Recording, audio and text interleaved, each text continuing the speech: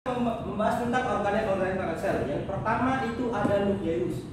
Nukleus ini adalah otak di balik pengendalian sel tersebut. Nah, jadi di dalam nukleus ini ada DNA. Kemudian di dalam nukleus ini ada yang lebih inti lagi, yaitu ada nukleolus. Nukleolus ini adalah gabungan-gabungan dari DNA, yang dimana fungsi dari nukleolus ini adalah sebagai penghasil ribosom.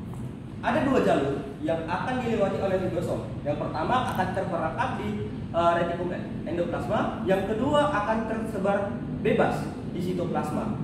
Nah, kemudian kita akan membahas tentang retikulum endoplasma. Retikulum endoplasma itu ada dua jenis. Yang pertama yaitu ada retikulum endoplasma kasar, kemudian ada retikulum endoplasma halus.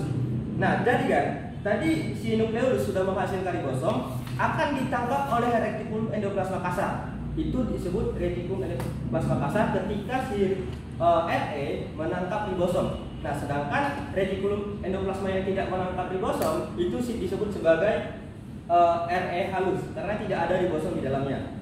Nah, kemudian si ribosom ini kan fungsinya sebagai mensintesis protein gitu kan. Nah, jadi ketika si ribosom menghasilkan protein itu ada dua. Yang pertama protein yang di RE kasar yang tadi si ribosom menempel di RE, kemudian ada yang kedua yang ribosom yang terombang-ambing di sitoplasma. Nah, kemudian RE kasar yang dari ribosom tadi yaitu menghasilkan protein. Nah, kemudian dia akan bergerak ke badan Golgi.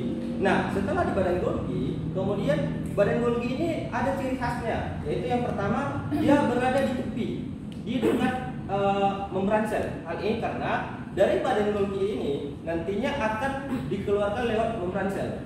Nah, kemudian yang kedua yang menjadi perbedaan sel hewan dan sel tumbuhan adalah sel hewan ini tidak memiliki dinding sel, kan? Nah, coba bayangkan ketika sel hewan memiliki dinding sel akan menjadi kaku seperti tumbuhan, kan gitu. Nah, kemudian sel hewan ini memiliki membran sel. Ini adalah membran sel yang mempertahankan bentuk sel tersebut. Tidak organelnya tidak kemana-mana gitu. Nah, membran sel ini dikemukakan oleh Singer dan Nicholson pada tahun 1972, yang dimana dia melihat bahwasanya membran sel ini tersusun atas protein, kemudian digabung menjadi fosfolipid gitu. Nah, kemudian ada banyak sekali organel-organel sel pada sel hewan ini. Contohnya ada mitokondria sebagai penghasil energi, kemudian ada lisosom sebagai pengangkut sampah dan lain sebagainya.